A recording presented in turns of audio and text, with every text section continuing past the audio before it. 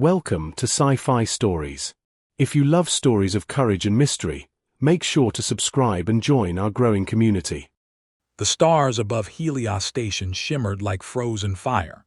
From a distance, the station looked peaceful, almost delicate, its silver rings rotating slowly around a bright artificial sun. Trade ships drifted in orderly lanes. Civilian transports blinked navigation lights in soft blues and greens. It was the kind of place where nothing important was supposed to happen.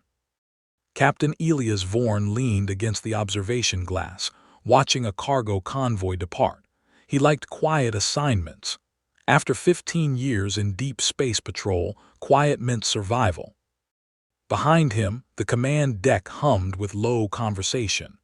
Multiple species worked together without tension, a rare thing in the outer systems.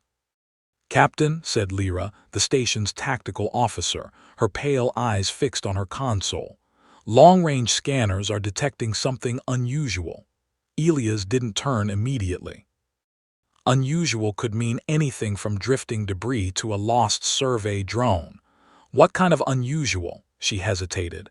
Movement, but no engine signatures. That made him look. The display lit up with a cluster of objects emerging from the darkness between stars. Too large to be asteroids, too organized to be natural, and moving far too fast. Within seconds, the station's calm dissolved into controlled urgency. Alerts flashed across every screen.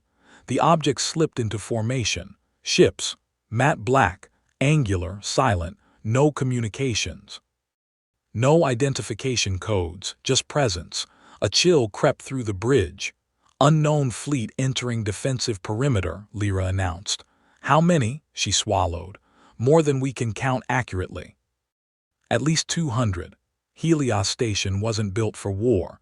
It was a crossroads, a place for diplomacy, commerce, and research. Its shields could handle pirates, maybe a small raiding party. Not this. A low transmission suddenly cut through the comm channels, overriding every frequency. The voice that followed sounded artificial, layered, as if many beings were speaking at once.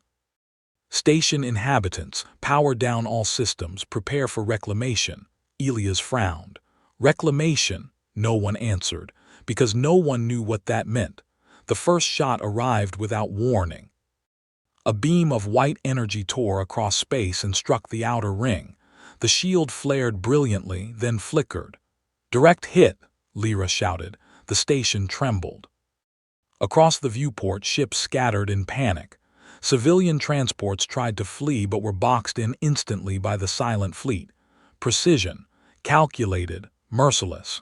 Elias stepped forward. "All defense batteries online. Signal evacuation routes. Get those civilians behind the inner shield." "Captain," an engineer called out, voice tight, "their weapons are draining our shields faster than we can cycle them." Another blast hit. This one punched through. Metal ruptured into space. The silence of vacuum swallowed the screams that followed. For the first time in years, Elias felt something he hated: uncertainty. Then the elevator at the back of the bridge opened with a soft chime.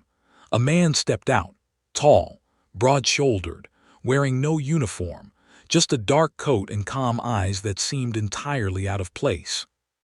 Elias turned sharply. "This is a restricted deck."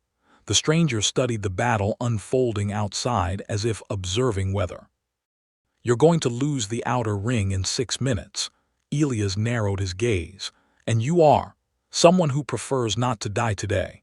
Another violent tremor shook the station. Elias didn't have time for riddles. "If you have something useful to say, now would be the moment." The man stepped closer to the tactical display.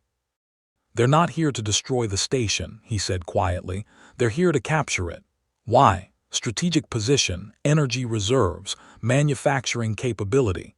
Elias crossed his arms. "You sound very certain." The man met his eyes. "Because this is how the Carton begin every expansion." A murmur spread across the bridge. The name carried weight. Legend spoke of systems going silent overnight, colonies erased, no survivors. "You've encountered them," Helios asked. The man nodded once. My name is Rowan Hale. Lyra searched rapidly through the personnel database. Her eyes widened. Captain, he's not registered anywhere in the Alliance. Rowan gave a faint smile. That's intentional. Another blast rocked the station. Shields collapsed over the outer ring. Emergency bulkheads slammed shut. Helios made a decision. Fine, Rowan Hale. Tell me how we survive. Rowan studied the fleet. They rely on predictive combat algorithms. Every move you make, they've already simulated. Then we're finished. Not if you stop being predictable. Helios leaned closer. I'm listening. Rowan pointed toward the engineering sector. You have a solar core powering this station, yes. Yes, overload it. The bridge went silent. That would destroy half the station, Lyra said. Not if you vent the energy outward in a focused pulse. Helios stared at him. An imp, stronger, Rowan said. A stellar flare. Understanding dawned slowly. It was insane, dangerous. Possibly their only chance. Engineering, Helios ordered, prepare controlled core venting. Protests erupted instantly across the comm. He ignored them. Sometimes survival demanded risks no one wanted to take. Outside, the alien fleet advanced with mechanical patience. Boarding vessels detached. They moved like hunting animals closing in. 3 minutes to inner shield breach, Lyra warned. Rowan stepped toward the weapons console. Arm every drone you have. We use them for repairs. Today they're weapons. The station shuddered again. Metal screamed. Lights flickered. For a moment, Helios wondered if this stranger was leading them toward salvation or accelerating their destruction. Core ready, engineering reported. But Captain, if the timing is off by even a second. I know, Helios said. Rowan watched the approaching ships. Wait for them to cluster. The seconds stretched unbearably. Closer, closer. Boarding ships formed tight attack geometry. Rowan lifted his hand. Now. Helios slammed the command. For a heartbeat, nothing happened. Then Helios Station erupted with blinding light. A colossal wave of energy burst outward like the birth of a miniature star. Space itself seemed to ripple. The alien fleet froze. Every vessel went dark simultaneously. Engines died. Weapons faded.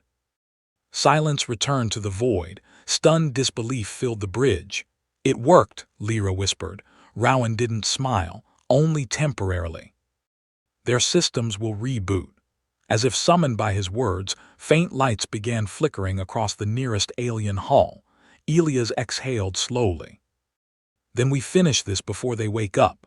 Repair drones surged forward, repurposed as attack craft, planting charges along the immobilized ships. Chain explosions followed, blooming like fireflowers across the darkness.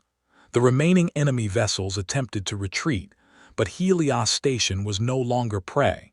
Defense cannons roared. When the final alien ship slipped into hyperspace, the battlefield fell still. Broken metal drifted quietly. Emergency teams poured into damaged sectors. Against every probability, they had survived. Hours later, Helios found Rowan back at the observation glass. You knew exactly what to do, the captain said. Rowan watched the stars. My people learned the hard way. Your people, Rowan hesitated. Earth, Helios blinked. Humans, Rowan nodded. The Cartan attacked us decades ago. They expected surrender. What happened? Rowan's reflection stared back from the glass. We adapted. A faint smile touched his lips. We always do. Helios studied the stranger differently now. Humanity had a reputation across the galaxy, not for size, not for strength, but for resilience. You saved this station, Helios said. Rowan shook his head. You saved yourselves. I just reminded you that fear is predictable, and predictability loses wars. A transport light blinked behind them. You're leaving? Helios asked. There are other places the Cartan will try next. Helios extended his hand. You'll always have a place here. Rowan clasped it firmly.